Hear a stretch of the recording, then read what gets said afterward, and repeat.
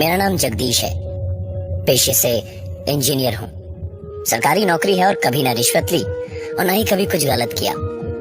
जिंदगी भी बेहद खूबसूरत थी। एक प्यार करने वाली बहुत ही अच्छी सी बीवी थी, शुभांगी, और एक मेरी बेटी तमन्ना। बड़े मत्थे टेके थे, बहुत मन्नतें मांगी थी, तब कहीं जाके ये फूल हमारे आंगन में खिलाया था भगवान ने। बता नहीं सकता कैसा पल था वो, जब पहली बार उस फूल को अपने हाथों में लिया था मैंने। जल्दी मैं रोता नहीं, लेकिन उस पल आंसू छलक आए थे। लेकिन सब कुछ हमेशा इतना खूबसूरत और आसान कहाँ होता है। कहते हैं कि माँ का दूध बच्चे की हड्डियों और दिमाग के बढ़ने के लिए बहुत जरूरी होता है। लेकिन तमन्ना जब 4 महीने की थी तो शुभांगी जब तमन्ना को दूध पिलाती तब उसके पूरे बदन में गहरे नीले जख्मों जैसे दाग बन जाते। बेहद दर्द होता और लाल लाल पूरे रैशेस भर जाते शरीर में। बड़ी मुसीबत बन गया था ये हमारे लिए। बच्ची के लिए कुछ दिन तो शुभांगी दर्द झेल गई, लेकिन फिर जब बात और दर्द दोनों हद से ज्यादा बढ़ गए तो शुभांगी ने मुझे बताया। मैं तुरंत उसे लेकर डॉक्टर के पास गया। डॉक्टर्स ने सारे टेस्ट्स वगैरह किए, लेकिन कोई भी दिक्कत या बीमारी समझ नहीं आई, और ऊपर से दिक्कत भी नहीं गई, बल्कि रह रह के कभी कभी बहुत ज्यादा दिक्कत होती। एक रात की बात है, हम लोग दोनों सो रहे थे। तमन्ना अपने पालने में थी। बगल में पलंग पे उसके पास शुभांगी, और फिर मैं। शुभांगी को नींद में एक आवाज सुनाई दी।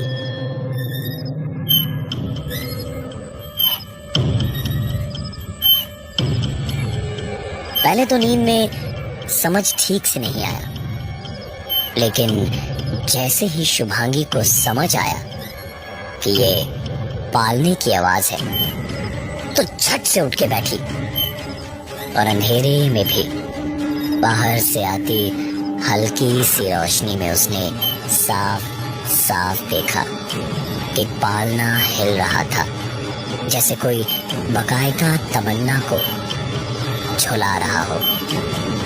लेकिन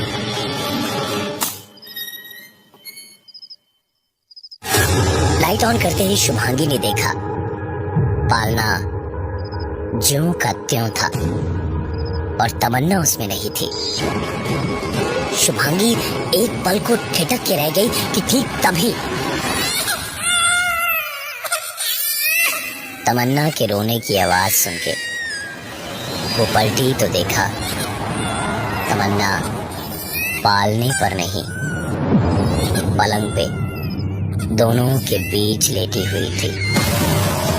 शुभांगी मुझ पर चिल्लाने लगी कि मैंने क्यों तमन्ना को पालने से उठा के हमारे बीच में सुलाया है।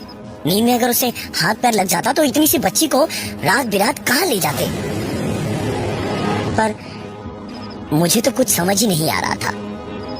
मैं तो सोच रहा था कि उसने कोई बुरा सपना देखा, तो शायद तमन्ना को अपने पास लेकर बैठी हो वो। थोड़ी देर हम दोनों के बीच में ही बहस हुई। फिर तमन्ना को वापस पालने में सुला के हम दोनों भी लेट गए। मैं तो तुरंत ही सो गया था, लेकिन शुभांगी ने लेटे लेटे एक आवाज सुनी।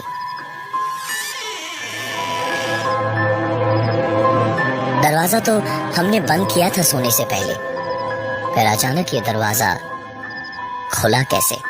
शुभांगी ने देखने के लिए लाइट जलाई तो देखा दरवाजा तो बंद पड़ा था। इसे अपना वहम समझ के शुभांगी लेट गई, और उसे कुछ ही देर में नींद आई, जब उसकी नींद एक बार फिर एक और आवाज से टूटी।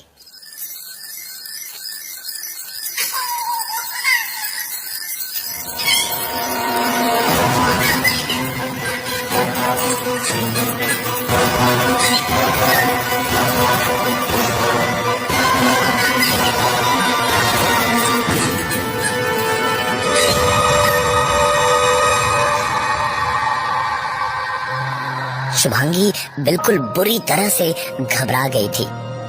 तमन्ना को सीने से लगाए हुए सारी रात बैठी रही। ठीक से सोना तो दूर की बात थी, उस रात पलकें भी नहीं झपकाई होंगी ठीक से उसने। एक आध बार लेटी भी तो नजर सोती हुई तमन्ना पे ही रही और रह रह के इधर उधर पूरा कमरा देखती रही, कहीं हाथ पैर न लग जाए 4 महीने की बच्ची पे। इसलिए मुझे भी नींद में बार बार इधर उधर हटाती रही। ऐसी छोटी मोटी दिक्कतें अगले 4 महीने तक लगी रही, लेकिन कहीं तो कुछ जरूर बहुत अजीब था। लेकिन कभी ऐसा कुछ भी हुआ नहीं कि जिससे हम लोग बहुत परेशान होते या डरते। आखिरकार वो दिन भी आ ही गया। तमन्ना 8 महीने की हुई तो मैंने उसके लिए एक वॉकर खरीदा। 1-2 दिन में ही छोटी सी बच्ची को उसकी आदत भी हो गई। संडे का दिन था। मैं किचन में शुभांगी की मदद करने में लगा हुआ था। तमन्ना वॉकर पे थी और बाहर के कमरे में अपने झुंझुने से खेल रही थी। शुभांगी खाना बना रही थी और मैं किचन में उसकी मदद करने में मशगूल था, जब अचानक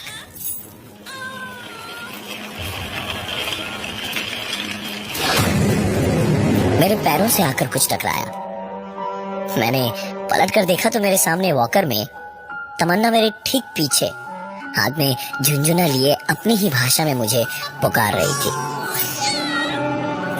मैंने हंस के उसे गोद में उठाया और उसे प्यार करने लगा। शुभांगी भी हंस रही थी। तमन्ना इतना चल के यहाँ तक आ गई थी, इसमें मैं तो खुशी से पागल ही हो गया था। मैं उसे गोद में उठाए हुए पुचकारता हुआ प्यार कर रहा था।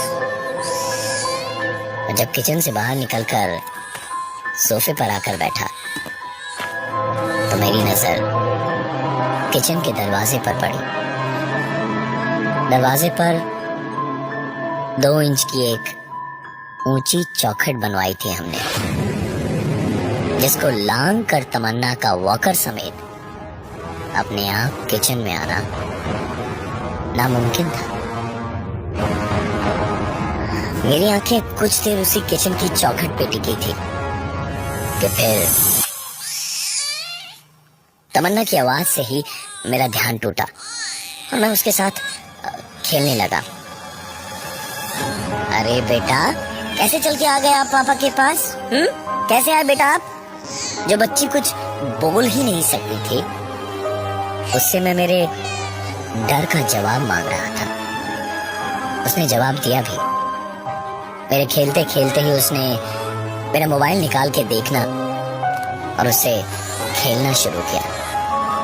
मैं उसकी गाल खींच रहा था और कह रहा था, अच्छा जी आप फोन करोगे?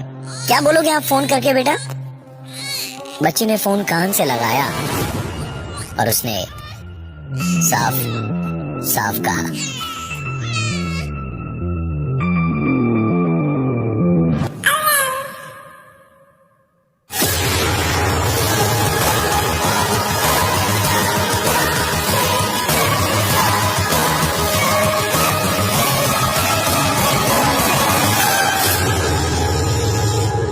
मेरे लिए या शुभांगी के लिए ऐसी रोज की अजीबो गरीब बातें अब थोड़ी डरावनी होती जा रही थी। बात अब मेरे परिवार की सलामती की थी। मैंने तुरंत पंडित जी को बुलाया। वो आए और आते ही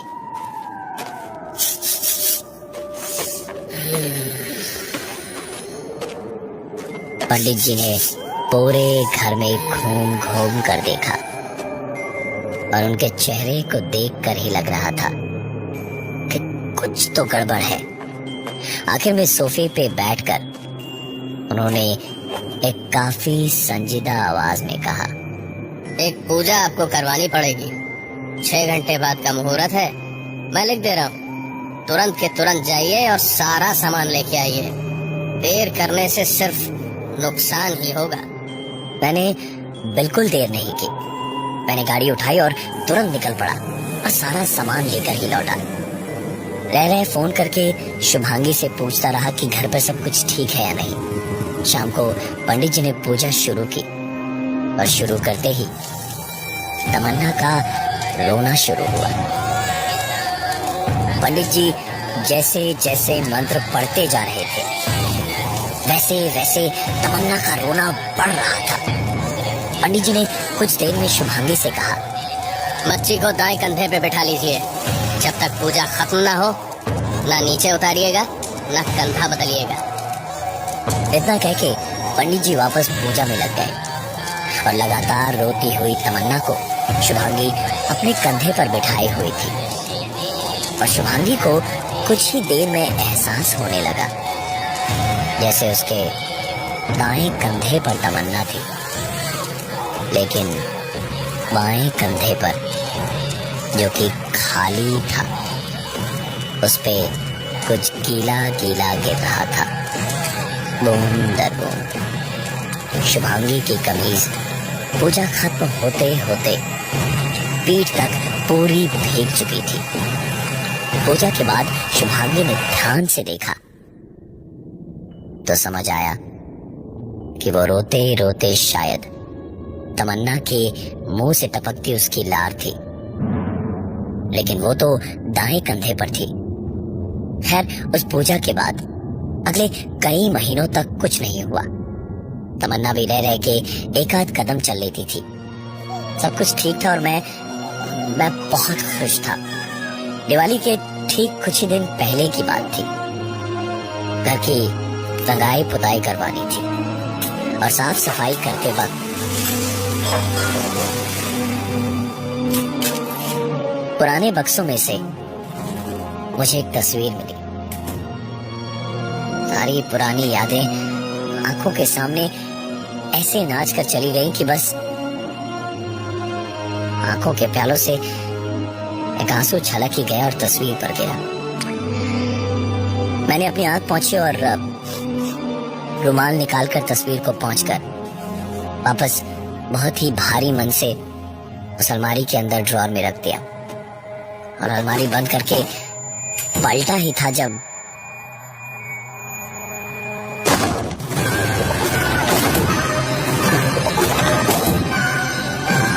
अलमारी का दरवाजा और अंदर का ड्रॉर एकदम अचानक से ही जोर जोर से खुला और बंद हुआ।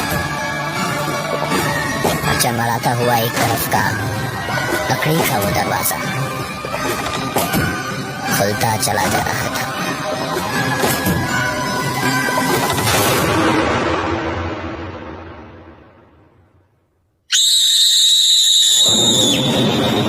शुभांगी की चीख सुनाई दी मुझे।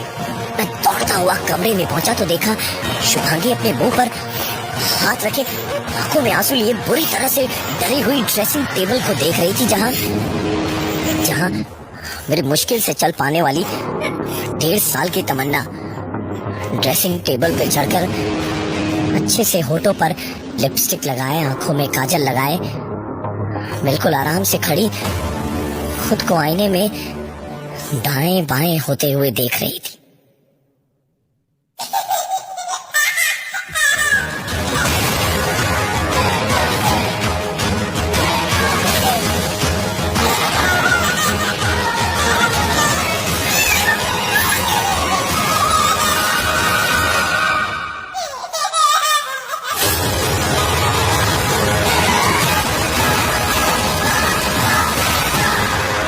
मैं तुरंत चिल्लाया,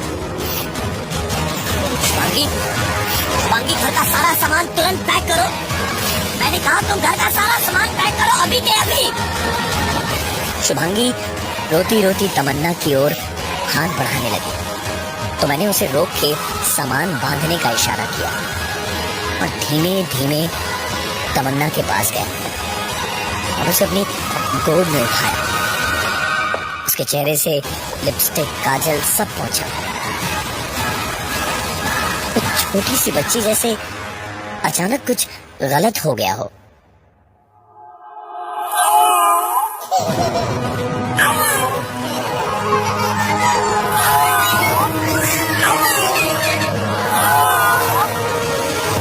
मेरी फूल सी बच्ची अलग अलग आवाजों में वही एक शब्द बोले जा रही थी जो उसे आता था। हम बाहर भागे और गाड़ी में बैठकर निकल पड़े सीधे मेरी माँ के घर को। शुभांगी चिल्लाए जा रही थी, पूछे जा रही थी कि ये सब क्या हो रहा है, लेकिन मैं उसे जवाब देता भी तो क्या, मैं खुद ही जवाब देने के हाल में नहीं था। माँ के घर पहुंचने तक बिना रुके बिना थमे तमन्ना वैसे ही हेलो हेलो करती रही।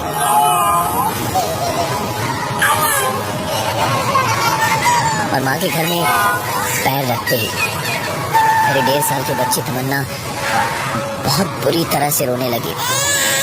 ऐसा लग रहा था जैसे रो रो कर अपना गला चीर लेगी। माँ तो हमें अचानक देख के घबरा ही गई और उसे देखा तो शुभांगी भी माँ से लिपट कर रोने लग पड़ी। मैंने माँ का हाथ पकड़ा और खींचकर अपने पुराने कमरे में ले गया। मेरे और मेरे माँ के तमन्ना के सामने से जाते ही वो वापस वही आवाजें करने लगी। मैं दूसरे कमरे में माँ को ले जाकर सारी बात बताने लगा तो माँ ने एक ही बात कही कि अगर बात इतनी बड़ी है तो शुभांगी का साथ होना भी बहुत जरूरी है। मैंने उसे बुलाया तो कमरे में तमन्ना को गोद में लिए हुए शुभांगी का कदम पड़ते ही तमन्ना एक पल को बिल्कुल चुप हो गई।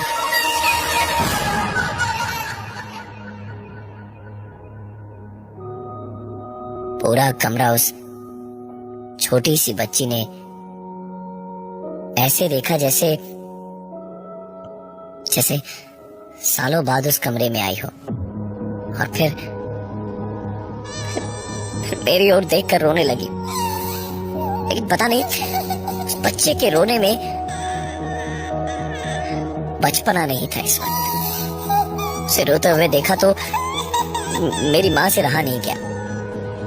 माँ ने मेरी ओर देखा और इतना कह दिया कि अपनी गलती की माफी अपनों से मांगने में डर कैसा है।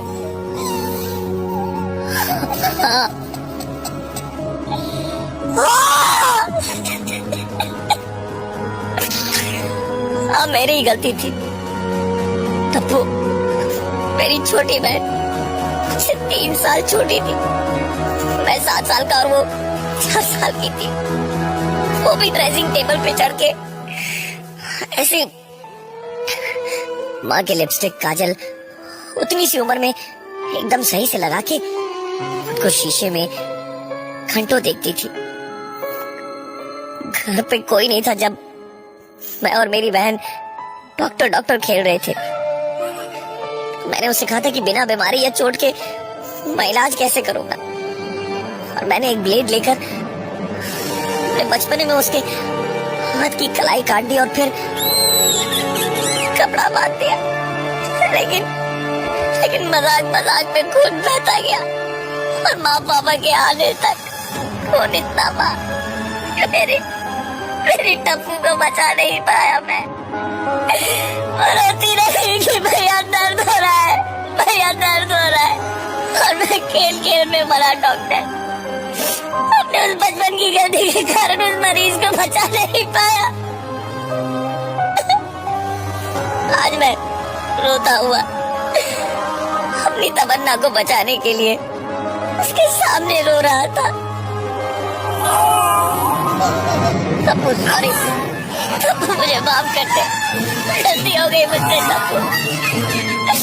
मेरी बेटी को छोड़ दे तब्बू, ये भी तो तेरी है ना। मन करे तो तब्बू छोड़ दे इसे तब्बू प्लीज,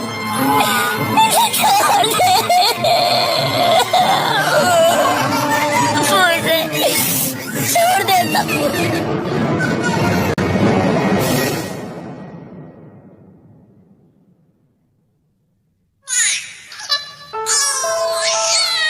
उस दिन मैंने सबके सामने अपनी गलती का प्रायश्चित किया था। शायद वही कारण है कि मेरी तमन्ना मुझे वापस मिल गई थी। इसके बाद सिर्फ वो एक दिन कभी नहीं भूल पाया। जब मैंने पहली बार तमन्ना के साथ एक तस्वीर खींचकर उसकी फोटो दिखाई तो उसने एक सवाल पूछा था मुझसे कि अगर तस्वीर वाली लड़की वो खुद है तो दीवार पर लगी फोटो में कौन है। मैंने दीवार वाली फोटो को देखा, वहां मेरी उस छोटी सी बहन तप्पू के बचपन की एक तस्वीर लगी थी। मैंने तमन्ना को बताया कि वो मेरी छोटी बहन की तस्वीर है, और ये सुनकर तमन्ना ने चिल्लाते हुए कहा कि ऐसा हो ही नहीं सकता, क्योंकि वो जब खुद को आईने में देखती है तो वो तो बिल्कुल उस तस्वीर वाली लड़की के जैसी दिखती है। मेरे पास तमन्ना के इस सवाल का न कोई जवाब था, न है, और न कभी होगा।